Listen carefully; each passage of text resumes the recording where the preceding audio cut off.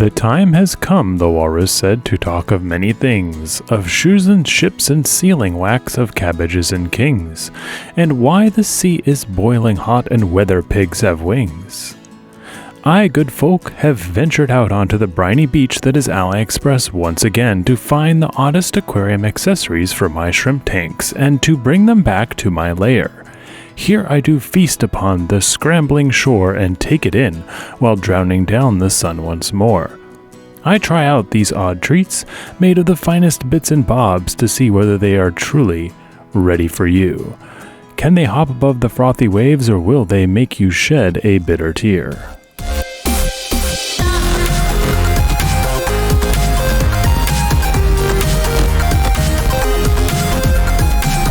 Welcome once again to the Great Shrimp Shoal. Today is a treat because I really enjoyed doing this run around the last time that I attempted it. Aliexpress is a great doorway to the world of East Asian consumer goods. Sometimes you can find things that you just won't find anywhere else on the internet, like some Monster Lab version of Amazon.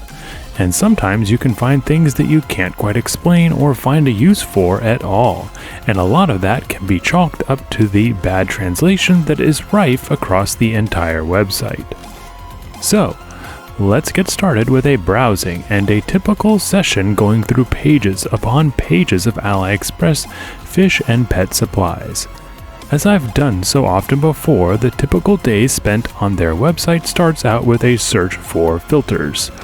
You have to specify that you're looking for aquarium filters though, or you'll quickly find yourself looking at oil filters and gray market firearm silencers. Even so, there is still a good chance that you'll end up there when searching for all of your aquarium stuff.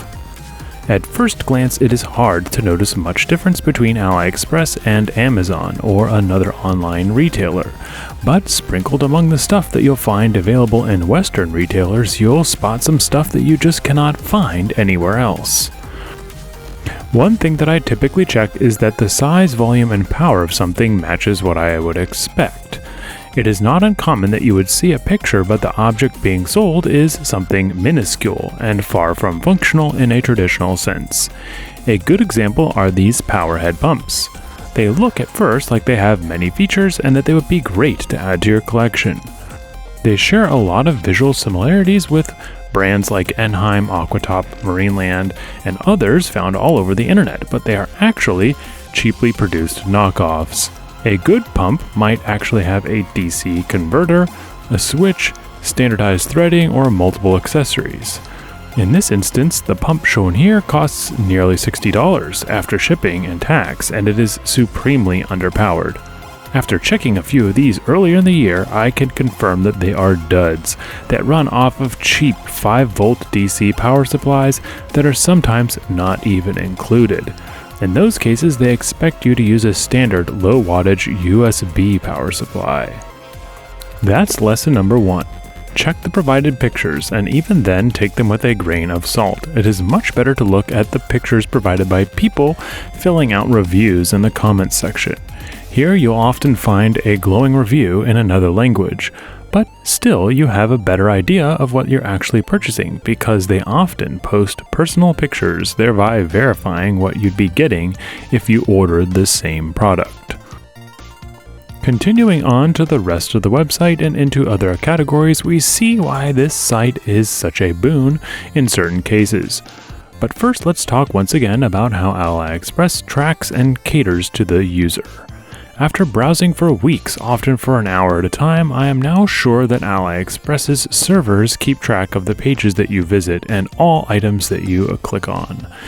It seems though that your data is only really leveraged to keep tabs on the last few things that you are interested in though. In summary, it seems that even with all the cookies and accounts and data, it still has a terrible short-term memory.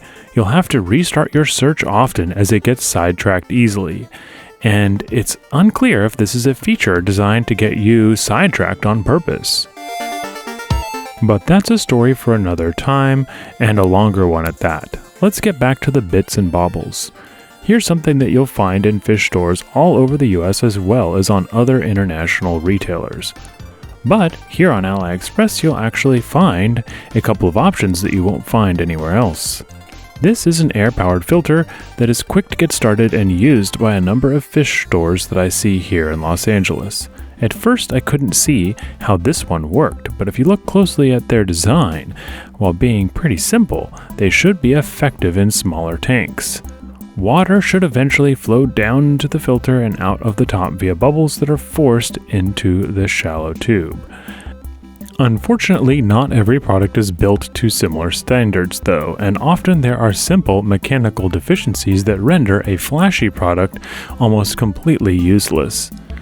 It often seems that these mimics, as I call them, are designed to get purchases done with very little worry about having the customers return for other products in the brand's family. This is another key point. Lesson number 2 is to be wary of brands with only a few reviews that were penned very recently. I have seen some brands disappear after only a few weeks of being on the site, and these are usually the worst offenders for having poor copies of popular products from dozens of different categories. I don't want to use too much foreshadowing, so I'll just say that I grabbed one of the more popular BioSponge cubes and it fits into that useless category for a number of reasons. We'll get to that soon enough, but just look at all the alternatives. If you wanted to try out a few things, this is literally the place to go because the selection puts Amazon to shame. My selection of products this time around includes some popular items from the aquarium subcategory in the pets section. I chose a filtration pad, some advanced filter media, a filtration cube, and a feeding contraption. Let's get right into the details of each object that I ordered. First is the filtration pad. You can find it under names like 8D, 7D, or filter pads, or bonded filter pads. This is a 7 or 8 layer pad boasting many advanced features over the standard cotton filter pads that you would find at your local fish store. First of all, they detail that this is a different level of filtration. Sometimes it's embedded with activated carbon, and they are almost always sure to tell you that they don't use glue to assemble the layers, but instead use a heat fusing process to reduce the use of chemicals. Overall, the construction is good. I was quite surprised, and as I started to use it, I quickly found this to be one of my favorite finds on these sorts of websites. The pad is robust, and when I cut it to shape for my canister filters and hang-on backs, I didn't notice any debris that came off as I used the scissors to cut out the shapes.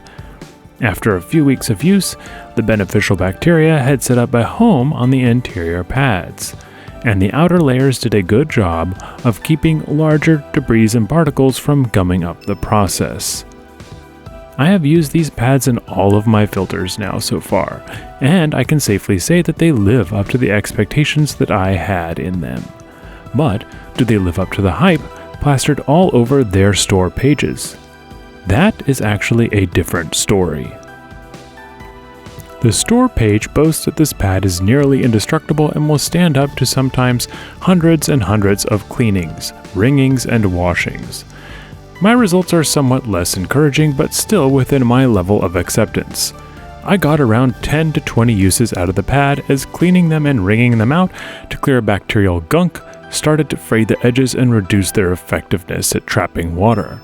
In a filter where I had to clean it out weekly, this meant that the pad actually didn't live as long as the standard white filter pads. However, in more stable canister filters, I've been using them for months on end. The store also says that results of using the pad are so pronounced that it can turn brown water clear and that it reduces the need for harsh chemicals or additives. This is somewhat true, but in each case it is different, and in some cases we can see that these are bold claims. Some aquarists will have problems that this product will not be able to help with, but that is true with any similar items. Rounding out my assessment of these filter pads, I'd say that you should actually pick these up. Just make sure to get enough material for the price where you can find it. Sometimes a seller will conveniently mislead you on the size of the product. You should be looking to get a good 5 square feet for around $20.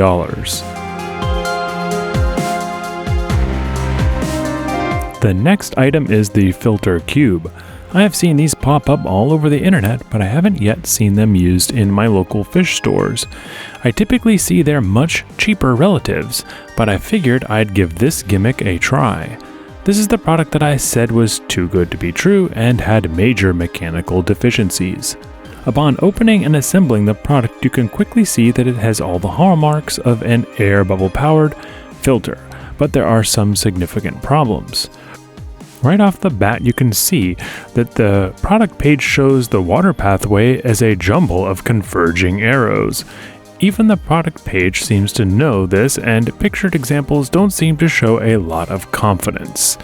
You see, a normal filter will try to pull in water past a mechanical element like a sponge or a grid, and then over the biomedia and out the top with the exiting bubbles. But this cube is confusingly pulling water through the bottom of the contraption, and if that is blocked by, say, placing it on the substrate at the bottom of your tank, then it will likely try to pull water in via the sponge. Only then. And if it does this, it will be completely bypassing the media compartment, making a primary use of this filter utterly useless. To complicate things, the pathway for the bubbles is filled with holes, so it reduces its effectiveness drastically. The filter sponge is actually incredibly fine and has pores so small that it will have trouble pulling in water via that sponge. The final issue is that the air stone at the center of this cube is of poor quality, but it is still a solid plastic design that can be disassembled and cleaned over and over again. I may take the air stone out of this product and try and find a use for it as a bubbler in another type of filter or somewhere else in my tank.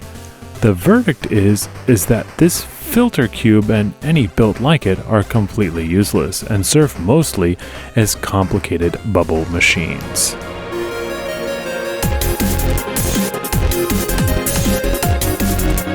On to the filter pellets or little beads.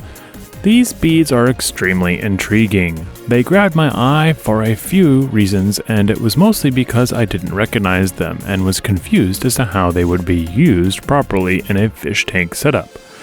I've seen them called cotton pellets, filter beads, magic beans, filter beans, and magic filter cotton beans.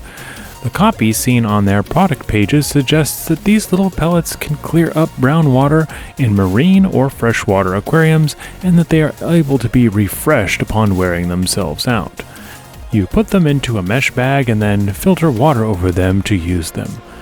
Trying to figure out what they were made of prior to ordering them proved useless, as the product pages didn't seem to be interested in details of any sort.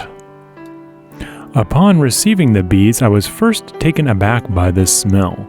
They had a considerable chemical stench that didn't seem bitter or toxic, but it did have a strong odor.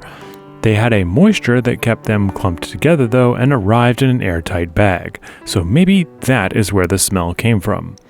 I didn't want to use these right away because I didn't know what they were made of, but the closest thing that I could find that resembled their bead-like structure and intended use was Purigen by Seachem.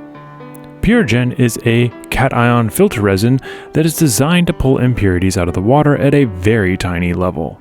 Cation resins are ionically charged one way and attract particles, minerals, and ions with opposing charges.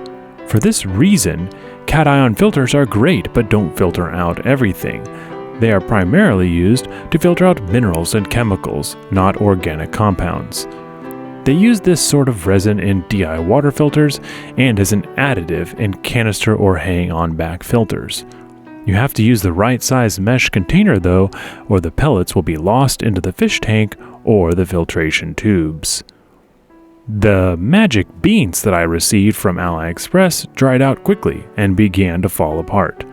By the time that I filmed these segments, I was leaving behind a dust wherever I placed them, and that wasn't cool at all. Filter resins have very small pores, and even though they seem smooth, under a microscope you will see that they have a rough surface. If you want an alternative to Purigen, I'd say that these magic beans might be one such product, but there are plenty of different brands also available on other more reputable websites. Most of them offer returns. Additionally, you might be better off buying DI filter resin designed for use specifically in aquarium applications. I could be wrong, but I was almost sure that I had seen DI resins that had both cation and anion resins, which would mean that they would pick both positive and negatively charged particles up, and those seem like they would be a much better idea than putting all your eggs into one basket with these magic beans. The final item that I ordered is a shrimp feeding contraption. It was super cheap, and to be honest, I wasn't expecting much in the way of performance. I was happy to be proven wrong, however. The sharp little plastic contraption was easy to assemble and allowed for multiple configurations. And did I mention, it was extremely cheap. I could hang it, attach it, plant it, and float it. The cup stand could be inverted and turned into a cage or kept as a stand. It came with an included stainless spring to trap food items in and keep things organized in the tank. My experience with the bauble was that the shrimp approached it in different ways. The smaller shrimp liked it, but the larger shrimp were afraid of the size and the texture, it seemed. This neat little plastic device was very versatile, and even after a few uses, I was finding new ways to configure and utilize it in all of my tanks. The included suction cup and other accessories allowed for it to be configured in nearly any situation, so it was well worth the cost. Overall, I am happy to add it to my collection, but there is one small caveat. My shrimp still love scrounging on the ground for leftover bits of pretty standard food pellets. This device would really shine if you were trying to feed homemade vegetarian feed or some more exotic pellets or greenery, but for basic feed pellets it may not be needed. Additionally, the sharp edges and design may be too much for larger shrimp to take in. The adult shrimp almost avoided it completely most of the time. Well, there you have it. 4 distinct items from Aliexpress that I wouldn't have considered buying unless I was sure I could get some use out of them for this review. All in all, it seemed to be 50-50, with 2 of the items being incredibly useful and the other 2 being somewhat useless. It goes to show you that you can find some amazing and unique things on the internet still, and that it hasn't become a sea of mediocrity yet. Anyway, I hope that you enjoyed this second installment of my quirky reviews, and I'll make sure to pursue this once again when I find some new stuff to look at. Thanks for showing up, and I'll see you next time on The Great Shrimp Shoal.